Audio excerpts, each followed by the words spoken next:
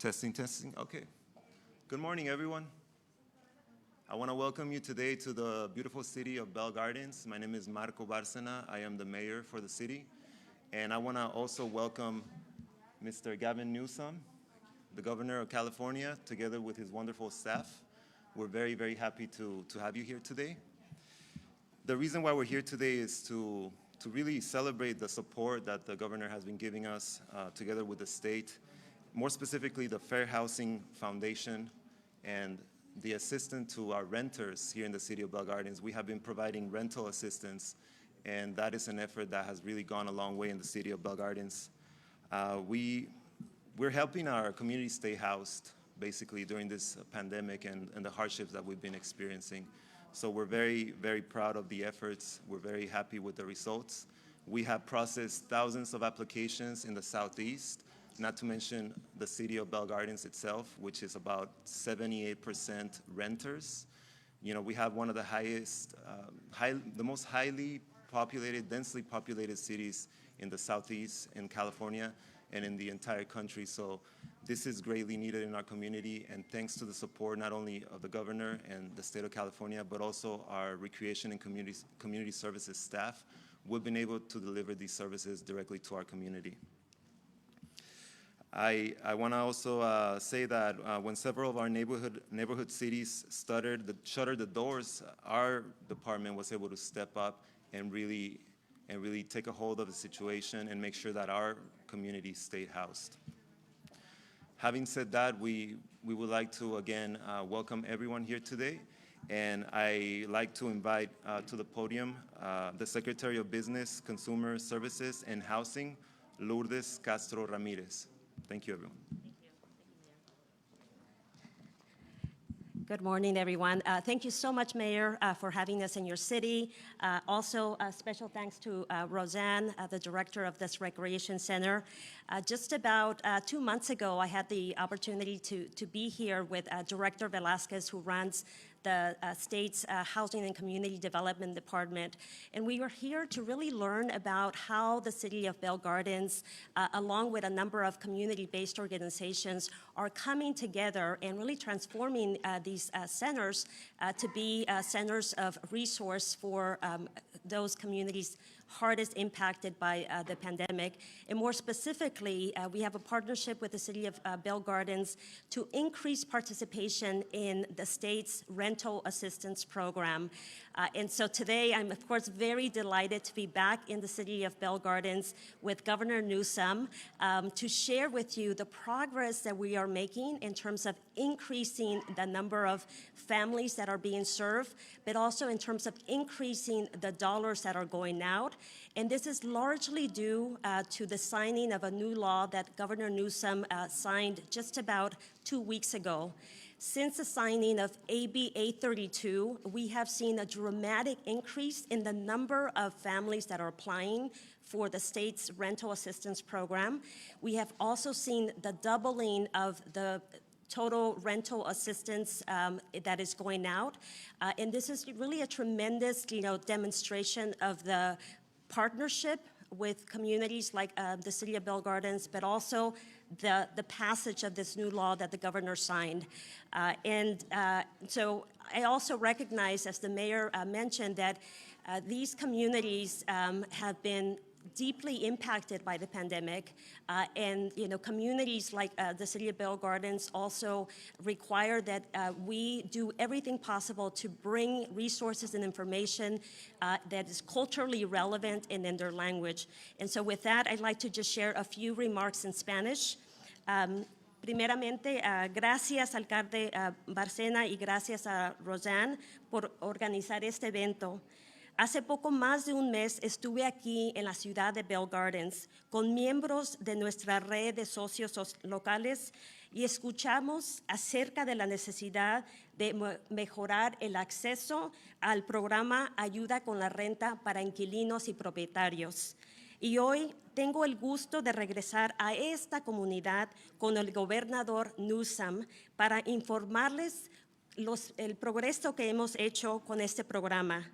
Gracias al gobernador Newsom y a la legislatura estatal, contamos con una nueva ley que va a ayudar a expandir el programa de ayuda con la renta.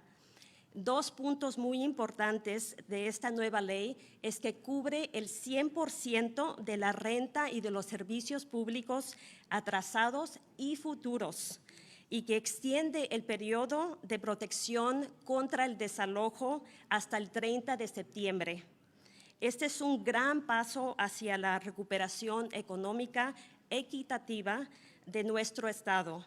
La misión de este esfuerzo es de borrar la deuda de la renta a corto plazo y de brindar apoyo continuo para proteger a inquilinos y propietarios. Desde que el gobernador firmó esta nueva ley de asistencia con la renta, hemos visto más personas aplicar para el programa, hemos visto más dinero llegar a los hogares para prevenir el desalojo, hemos visto más participación de las comunidades más afectadas por la pandemia y, como sabemos, la comunidad latina sufrió bastante durante esta pandemia. Y por eso es muy importante que este programa llegue a estas comunidades. Pero aún queda mucho trabajo, ¿verdad? Aún tenemos mucho que hacer. Tenemos hasta el 30 de septiembre para poder aprovechar de los beneficios de este programa. Entonces, hoy es el momento. El gobernador y yo pedimos que soliciten ayuda para este programa. El proceso y la solicitud ha sido simplificada y tenemos más recursos disponibles para ayudar con el proceso. Para terminar, quiero recalcar un punto muy importante. Este programa está disponible a todos los californianos residentes de California, incluyendo a personas que tienen estado migratorio o que están trabajando con sus documentos. Entonces, este programa es para todos. Y ahora, para mí es un gran honor presentar al gobernador que ha luchado incansablemente para garantizar que California regrese aún mucho más fuerte y que ha luchado para brindar ayuda a las comunidades más afectadas por esta pandemia. Por favor, démosle una gran bienvenida al gobernador Newsom.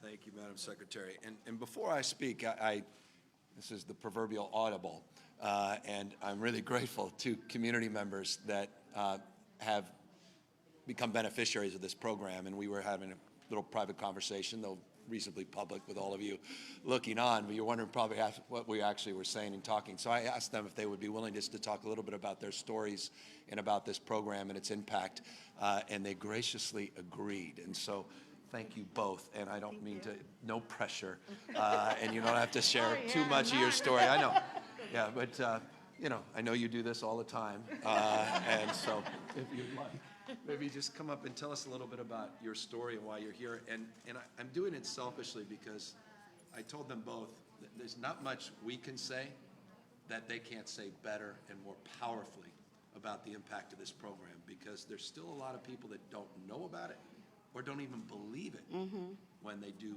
learn about it. Yes, that's true. Good morning. My name is Jennifer Estrada. And on June on the 30th, I went to apply, and it works, and it's real. They paid for my bills. They paid 2 months' rent I was behind, plus they're paying till September. People don't believe it, but it does work. It is true. It's not like you're going to keep the money because they pay it to the landlord. So it goes directly to him, so nobody could be thinking, oh, they're going to just steal money or anything like that. And I'm one of the ones that is proved that the Housing Foundation does work, and there is money out there to get help, and we get to sleep better at night. Thank you. My name is Carmen Nades. I'm from Southgate. I applied last week at Huntington Park for the fair housing, and they've helped me. I didn't believe it either. I didn't think it was true. It's true. You guys have to apply. They're going to help you. Don't not do it. We all have to do this because it's true. We're going to need the help. So go out there and apply, guys. And forgive me, but you had rent. Yes, back to I've January. actually didn't pay my rent since January, so I'm getting a lot of help with my rent and with all my bills. I'm just so thankful for everything that they're doing for me. No, that's Yes, wonderful. thank for you. sharing. Thank you. I appreciate it. Thank you. So, thank you both. Look, as I said, it's one thing to intellectualize this, one thing to talk about this program in the aggregate, but behind each and every person that's filling an application behind me is a real story of people impacted by this pandemic over the last 15 months. This has been an incredibly challenging 15 months, and we're not out of the woods. COVID's not taking the summer off. It's not behind us. You're seeing what's happening all around the world, and now increasingly all across the United States, and even here in Southern California and other parts of our state, we still have a lot of work to do. So the impacts are still being felt, and they're very real. And that's why we put a program up, which is the largest now in the nation, $5.2 billion to pay 100% of your back rent to April of last year, and to pay 100% of your rent through September 30th of this year if you've been impacted directly by COVID-19. This is available to all eligible individuals and families, households that earn anywhere from 50 to 80% of federal poverty. Family of 4 in LA County, around $95,000 a year, eligible for this program. 100% of your back rent taken care of, and a program which adds an additional $2 billion on top of the 5.2, an additional $2 billion that provides support to pay off your utilities, to pay your water bill, your electric bill, and as you noted, your internet bill as well. She said, don't forget about the internet. Now, that said, only 41% of people in this community have access to the internet. And that's why a lot of folks are not aware of this program. And so we have work to do, and that's what these partnerships are all about.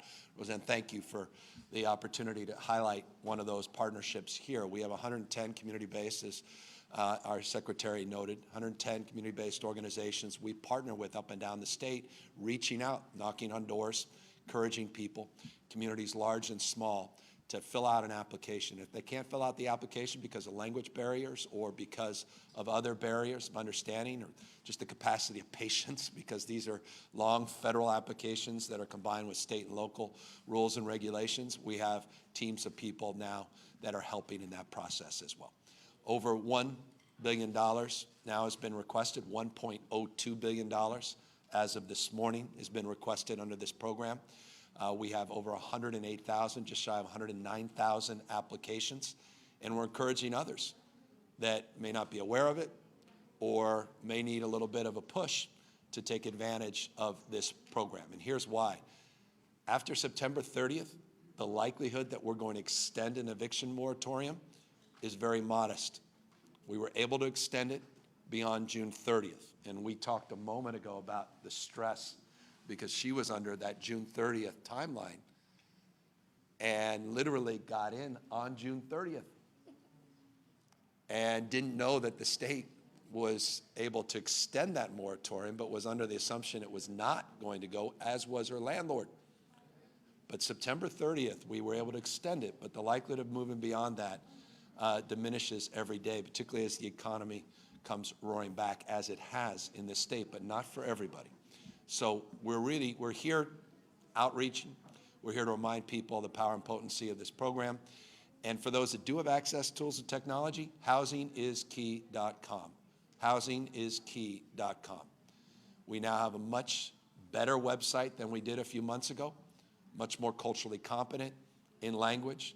We have reduced the paperwork and time to fill out applications, and we built more robust partnerships with community-based organizations all up and down the state. Mr. Mayor, thank you for your leadership here in Bell Gardens. Thank you for everything you've done in partnership with your Recreation Department to have a multi-use center like this. operating on all cylinders. We were with young kids in a summer enrichment program behind all of you a moment ago. You see the kids outside running around in a safe environment. You've done amazing work here in terms of testing and outreach on vaccinations, and of course here now filling out applications. This is what it's all about, connecting dots and bringing people together. So we wanted to highlight this critical program, and we want to encourage folks that may be on the fence or not believe it is real.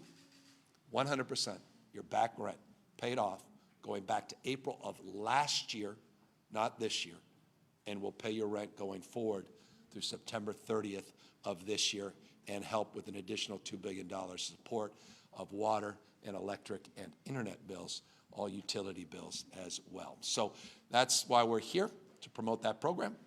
And we're also here mindful in closing that this Delta variant, which we were able to sequence genomes last week, and we announced last Friday that 43% of all the sequenced genomes are the Delta variant. This Friday, we'll update those numbers. You're seeing all across this country, and as I noted, around the rest of the world, the Delta variant becoming the dominant variant. Much more easily transmitted and much more impactful, particularly those who haven't been vaccinated. Those that are in the hospitals, those that have died, overwhelmingly are people that have not been vaccinated. I cannot impress upon you more the power of getting vaccinated. If we want to extinguish this pandemic, this disease, we've got to get vaccinated. Period, full stop. You're seeing again around the rest of the world. Read the headlines in Indonesia right now. Read the headlines in Portugal right now. Read the headlines in the United States of America right now. We have got to do more. And so this state is not just doubling down, we're quadrupling down in terms of our targeted and strategic and surgical outreach. GOTV, Get Out the Vax programs, Vax to School strategies, community-based organizations also knocking on doors, reaching out where people are, more and more trusted, real trusted messengers, not elected officials, doctors, members of the community, giving people the tools of information and knowledge. So I just encourage people as well, take advantage of this program, take advantage of free vaccinations regardless of your immigration status. Final words, the program we're promoting here today is available to all California residents regardless of status as well. Happy to answer questions. Governor, you just answered my question. I was going to ask about immigration status. My name is Cecilia Bogran. I'm with Univision. What other requirements are there? Can you go through them and the final date to apply? Yeah, well, when you have your secretary here, I'm going to take advantage of having her answer that. Yes, so again, a very important point that the governor made, right, that this program is available to all California residents regardless of immigration status. We are accepting applications on an ongoing basis. The eviction protections are in place through September the 30th, and so it is our goal that everyone that needs this assistance submits an application now. As the governor mentioned, the website is housingiskey.com. We also have a toll-free number where we have operators in different languages that can assist with the application process, and that number is 833-430-2122. And so again, apply now. We have the resources. We have the $5.2 billion. The state's program is, currently in terms of total requests, we just surpassed the $1 billion mark, but we know that there's still much more need. I want to just build a few additional points. In the latest iteration of this program, we also provided additional protections, and this is important for folks that are no longer in their homes but still owe their landlords money. We now have the ability, if you've vacated the premise, to be able to pay off that debt to your landlord. We also have a judicial process that will be in place post September 30th to help folks with their credit rating and to help through the process of adjudicating claims. So there were additional protections that are provided with this latest round and latest support of resources, language that legislature to their credit advanced. And I want to just thank legislative leaders for all their hard work on this program as well. Governor Newsom, Salvador Duran with the Univision Network. Two questions. The first one is, somebody that's been struggling to pay their rent and are at a point where they won't be able to make it next month and the following month, can they still apply? And question number two is, $11 billion is a lot of money. Why do we still have a homeless problem? Well, we haven't implemented the strategies and plans, meaning we haven't appropriated the dollars yet. This Thursday, I expect to receive a bill that will provide $12 billion for investments to address the issues of homelessness, its root causes, not just strategies to address situationally the challenges of homelessness. There's no greater dot to connect, however, than what we're promoting here today. If we see mass evictions, we've then seen something we will have seen something we've never experienced in our lifetime. And that's number of people on the streets and sidewalks that will overwhelm. That's why this program's so important, and why people, to your question, that are struggling now, that have been impacted by this pandemic, are eligible. Even if they've been able to barely pay their rent, but are struggling right now, through September 30th, if they can demonstrate direct impact from this disease, then they're eligible for support. We don't want to see people game that system. We don't want to see the abuse and fraud. That's why it's a laborious process in terms of the application. We're mindful of that, but we are here encouraging folks to take advantage and just learn more about their circumstances, and they have nothing to lose by checking in to see if they are eligible under those circumstances. Governor Newsom, Alina Abovian with KTLA-5. My question is regarding what happens after the rent relief expires. What is your plan for affordable housing? Well, we have a very comprehensive strategy on housing at all income levels. Let me be specific to the last question and then extend it more broadly. We have a $12 billion housing and homeless strategy specifically focused on those most vulnerable and most in need in the state. $2.2 billion of the $12 billion is for behavioral health housing. It's the largest investment since we started to dismantle that system in the 1960s and 70s here in the state. We're providing $6 billion of the $12 billion for a program called Home Key. You may recall that last year the state did something unprecedented in U.S. history. We were able to procure and put into escrow in 5.5 months over 6,000 affordable permanent housing units to make them available in just a 5.5, 6 month process, to make 6,000 housing units permanently available to formerly homeless individuals. That program was predominantly federally funded, was shy of $900 million. The budget includes $6 billion to build off components of that program and expand additional components for not just affordable housing, but subsidized housing for tens of thousands of additional Californians. So you can use numerical frame to hold us accountable. We attached to that $6 billion appropriation that I'll sign on Thursday, 42,000 housing units. So I'm being very specific in responding to your question about what our plan is, where the resources are, and how we mean business. In the state's history, the largest investment we have ever made on homelessness is $950 million, and we did that a year ago. This is a $12 billion, 2 to 3 year investment. It's unprecedented. We have strategies, plans, and we have the political will to do things this state has never done in the past. That's just one component of the housing package. There are billions of dollars of additional supports to jumpstart housing that's been approved, but it's looking for tax credits and financing, as well as focusing on streamlining housing development up and down the state of California. I've signed over a dozen CEQA reform bills.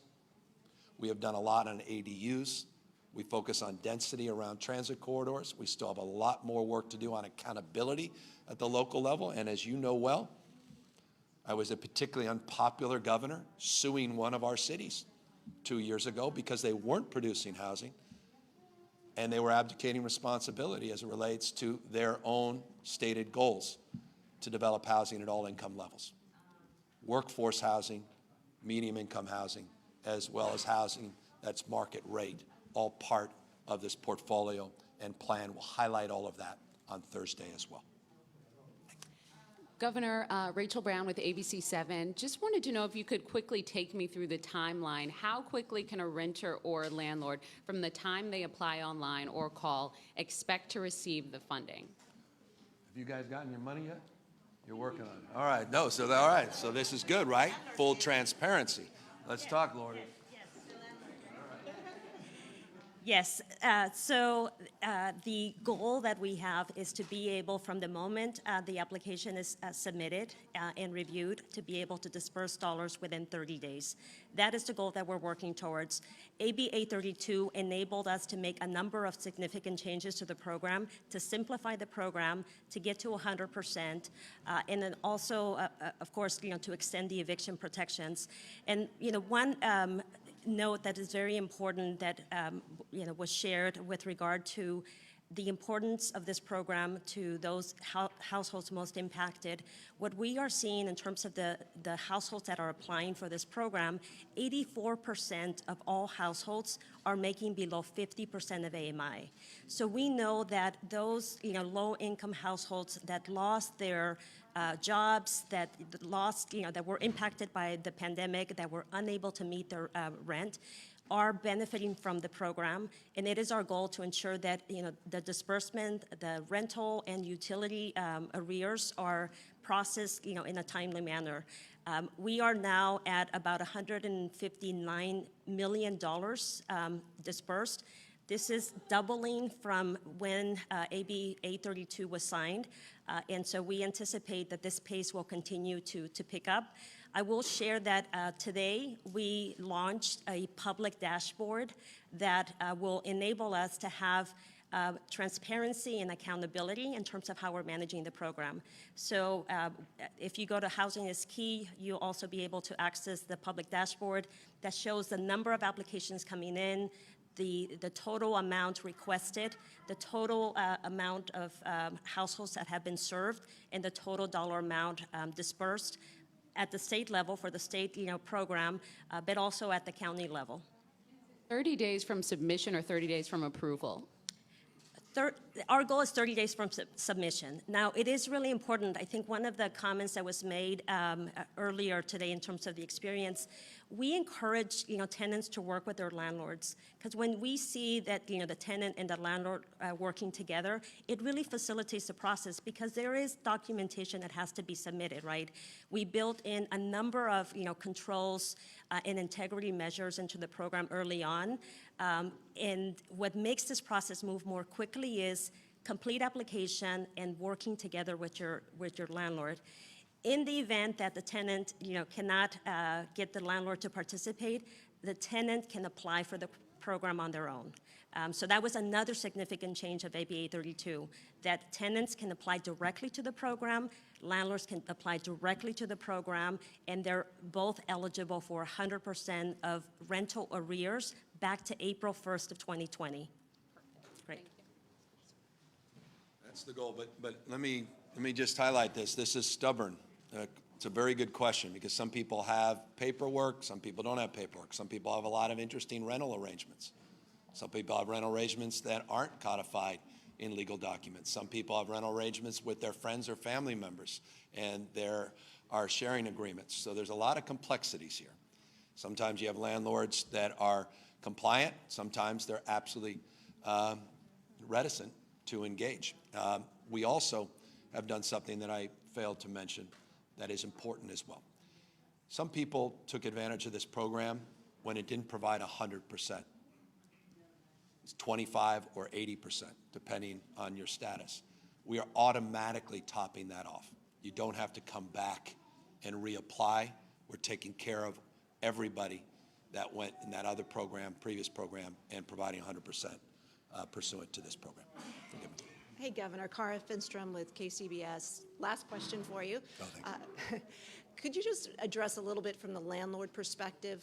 We're talking a lot about the renters, but the help needed by landlords as well, and the impact this should have going from 80 to 100%. Yeah, I mean, at the end of the day, the landlords are the recipients of all these dollars. So there's no greater beneficiary than the landlords themselves. And let me just acknowledge the obvious. This notion that every landlord's greedy and some corporate landlord is nonsense. Vast majority of landlords in this community are small landlords that are paying their own mortgages. And they put everything on the line. They leveraged everything for that home, that dream, and the opportunity to generate a little bit of income. And they're struggling as well with the tenants. And so we're mindful of that, and that's why this program is topping off at 100%. So we want to help small landlords, we want to help larger landlords as well. We want to see more housing production in the state. We want to see more rental opportunities in the state. We have a supply demand. We have an Econ 101 problem. Supply, demand imbalance, not that complicated. And as a consequence, we want to encourage more people to take risks and invest in housing and to invest in rental housing as well. And so that's what this program's about, and we're mindful of the needs of renters as well as, you note, landlords. With that, we're grateful for this opportunity. Thank you to my two superstars for sharing their story. And one's missing. I don't know if that's a good sign or bad sign. But and thank you to the mayor. Mr. Mayor, thank you for all your hard work. Roseanne, thank you so much for all your incredible work here. And to our wonderful secretary, thank you all very, very much.